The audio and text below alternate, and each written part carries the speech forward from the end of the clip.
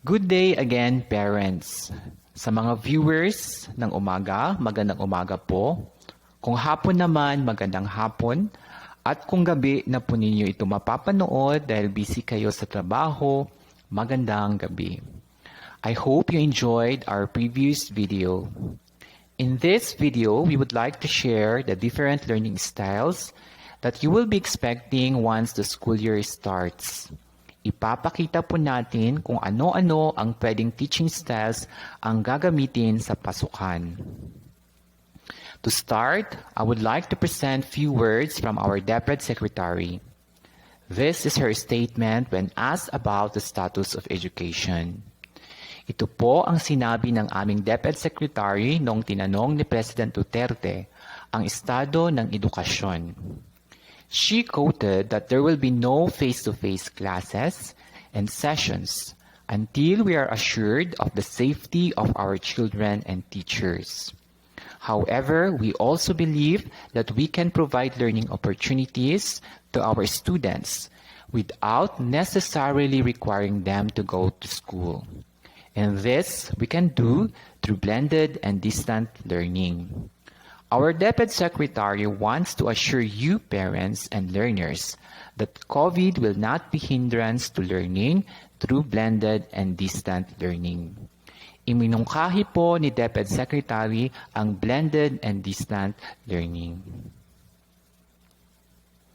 Maybe some of us are wondering what is blended and distant learning. Some are also wondering how this works or asking yourself if you need to buy gadgets for your child or children. To help you with your queries, we would like to present the different types of learning that could be used for this school year. Ito pong aking ipapakita ay mga learning styles na pwedeng gamitin ng mga guro for case-to-case basis. Ibig sabihin, depende po sa kakayahan ng mag-aaral at ng guro. Here are the expected types of learning. Blended learning, online learning, offline learning, module-based learning. Blended learning. A lot of you have been hearing this kind of learning. What is blended learning? Ano ang blended learning? Blended is a style of education in which students learn via electronic and online media, as well as traditional face-to-face teaching. Sa common type of blended learning, may face-to-face at may electronic or e-learning na tinatawag. There are different types of blended learning, but the common one is face-to-face plus electronic learning. Blended learning is also possible if face-to-face is blended with module that will be answered at home. Blended din ang tawag pag may face-to-face at dadagdagan ng module na sasagutin sa bahay ng isang mag-aaral. However, let us remember that face-to-face is not allowed unless mandated by our government that schools can already adapt face-to-face learning. Pero hindi pa hinihikayat ng ating government na magkaroon ng face-to-face sa mga mag-aaral at guro. Hintayin po natin kung paanong blended learning ang gagamitin. Online learning. This learning takes place over the internet. Sometimes this is also referred to as e-learning. It is a type of distance learning. Distance learning is any learning that takes place at home or any place but not visible or not inside the classroom. Ito pong e-learning ay kabilang sa distance learning. Distance learning po ang tawag pag ang learning ay sa bahay o sa ibang lugar maliban sa classroom. What is expected in online learning? Obviously, all types of learning will be online. Lahat po ay online pag online learning. So if you want to adopt this type of learning, We must have a strong internet connection. Kailangan ng internet dito. The materials needed by the teacher and learners are gadgets like laptop, tablet, Android or Apple phones with big or high memory. Let me remind you parents that we don't encourage you buying these gadgets for your child or children. Sa kadahilanang hindi rin po ito posible sa ating lugar kasi nga may mga ibang lugar na mahina ang signal, lalo na tag-ulan ngayon.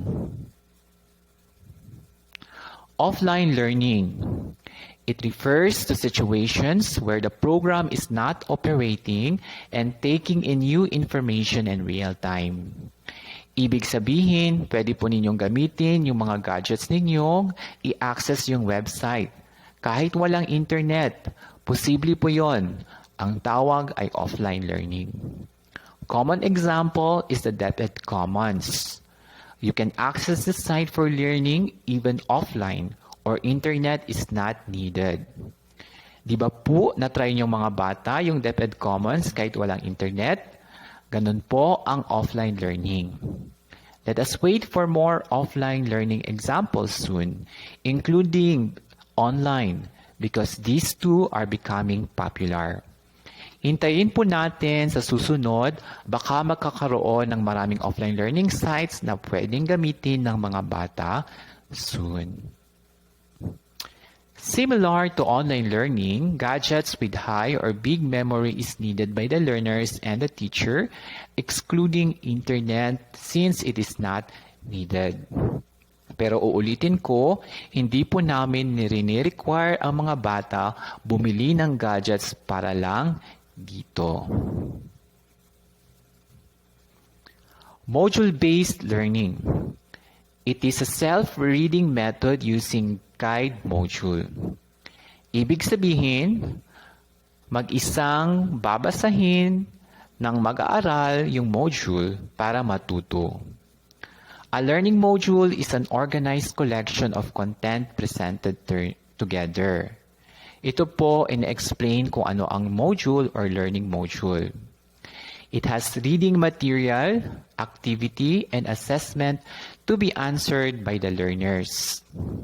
Yung learning module po, andun na lahat ng explanation ng lesson, activity na gagawin ng mag-aaral, at short assessment or quiz. What do we expect from this type of learning? It is expected that the student will answer the module at home. This is through the guidance of parents or guardian and teachers through non-face-to-face approach. Kaya po kami humihingi ng konting oras ninyo, parent or guardian, para tulungang turuan ng mga bata. Huwag po kayo mag-alala. Kasi po, tutulungan rin po namin kayo at yung mga bata.